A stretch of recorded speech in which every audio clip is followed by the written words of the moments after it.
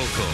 Breaking news. This is News Channel 3 covering West Michigan live at 5. Retailers changed the game on this Black Friday, opening hours earlier than usual to reel in holiday shoppers. We're live with what you can expect if you were heading out the door. And 1 year after 3 Morenci boys went missing, there's still no sign of them. The latest on efforts to find Andrew Alexander and Tanner Skelton. Plus, a local family faced with a life-threatening situation. We're sharing their story of hope and survival. It's a story you will not want to miss. Today's Friday, November 25th. Good morning, I'm Josh Rowe. Thanks for joining us this morning. Shoppers try to get the jump on some big deals to kick off the holiday shopping season on this Black Friday. Some have already been at it for hours, while others just heading out. Jessica Wheeler joins us live now from the Myers store in Portage. Jessica, what are you seeing out there? You know, Josh, if people are just heading out now, they are going to be in luck because the stores are really winding down now. It is very quiet, very calm. I mean, when else at 5 o'clock in the morning on Black Friday have we seen very few lines in stores and still product available for people to buy? Now, we're here, like you said, at Meijer. There was a rush at 4 a.m. when they started their Black Friday deals. Electronics was pretty crazy. Toys got very busy.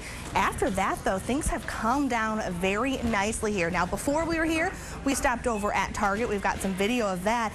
They opened at midnight. They were one of those that was a little controversial, opening up very early in the morning. When we got there at 3 o'clock this morning, there were still lines wrapped all the way around the store. By the time we left at 3:30, the lines were really starting to dwindle. They tell us they really focused on crowd control this year, knowing that a lot of people were going to be coming in earlier than normal. And they do tell me that this year, opening early really paid off for them. They had more shoppers than they've ever had, and shoppers tell us it was a great experience as well.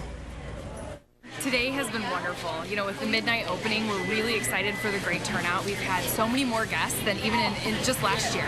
It was good. It was a little busy and chaotic, but other than that, I got a really good deal.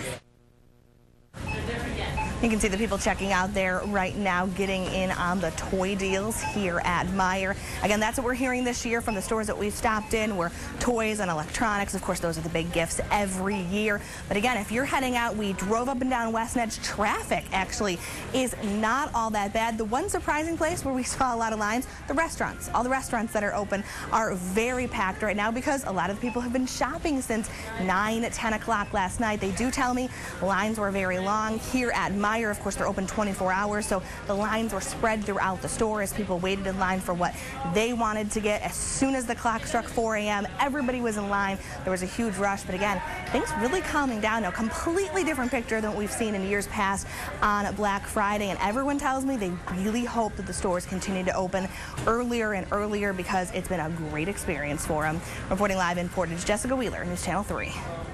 Okay, thank you, Jessica. And Grand Rapids shoppers got an early start at the Toys R Us. That we were there when the store opened its doors at 9 last night. Folks already lined up around the building, several people deep waiting to get in. To help control the crowds, the store will only let in 50 customers at a time. Were people civil, or did you get tripped and stepped on? No, we were civil. A lot of conversations. It went real well. Did you get your fingers bit? Nope. No. Nope. No trampling, no biting, no pushing. It all went pretty smooth. Okay, so you continue the holiday tradition then? Yes, absolutely. The hot items there this Black Friday include a netbook tablet and a floating remote control fish. More than 150 million people are expected to shop this weekend. That's before one of the biggest online shopping days. Cyber Monday now just 3 days away. This year, experts predict there will be records set for shoppers hitting the internet for their holiday gifts. Last year alone, sales topped $1 billion. If you want to get the scoop on those deals, there's plenty of places to find them, like cybermonday.com. For a link to that site, just head to our website. It's www.mt.com. A Van Buren County family forced out in the cold on Thanksgiving when their home goes up in flames. Firefighters from 3 departments responded to the home on State Street in Gobles around 3:30 Thursday afternoon. A neighbor tells us the family just asked her for flour to help cook the turkey dinner. She went to the store to pick some things up, and then she came back. She saw smoke pouring out of the roof. She says several things were going through her mind. First of all, hopefully nothing in there was going to blow up because I live right in front of them.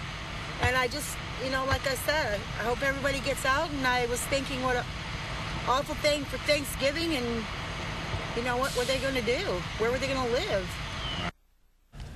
Everyone made it out of the house safely. Firefighters spent several hours there making sure the fire did not flare back up. They say the fact there was a second ceiling in the house provided an extra challenge. Investigators are still looking for a cause there. A woman recovers this morning after her boyfriend is in jail after a violent attack in Kalamazoo. 911 dispatchers got a call from a home on Blanche Avenue around 8:30 Thursday morning. They could hear a woman screaming and begging for help. When police arrived, they saw the woman lying on the bedroom floor, bleeding from her head and face. They say her boyfriend was extremely drunk. Police determined an early morning argument escalated when the man put the girlfriend's head under a bed frame and jumped up and down on it. It nearly knocked the woman unconscious. She's in stable condition in the hospital. Her boyfriend was booked in the Kalamazoo County Jail on a domestic assault charge. In Calhoun County, 2 people are behind bars over the holiday in connection with the early morning shooting in Battle Creek. DeVree Gardner and Ahib Kelly are both in the Calhoun County Jail. Police say they shot a man in the courtyard of Westbrook Place Apartments Thursday morning. Probably like 4 a.m. exactly, you know, it's like 5 gunshots, just like bam, bam, bam, bam. And it woke me up on my sleep. It's terrible. It's terrible. I don't like it to be so close to my house. Shell casings littered the street in front of the complex, and some bullets went through a fence around apartment buildings. The victim was shot in the leg and the back. He was listed in fair condition after surgery. Police plan on canvassing neighborhoods this morning, 1 year after 3 brothers went missing from Morenci. They were trying to generate new leads to find Andrew, Alexander, and Tanner Skelton. Last Thanksgiving, the 3 boys disappeared from their father's home there. Police believe John Skelton killed them, but they have not been able to find the bodies. He's now serving time after being convicted of unlawful imprisonment. Skelton claims he gave the boys to some organization to protect them from their mother. Time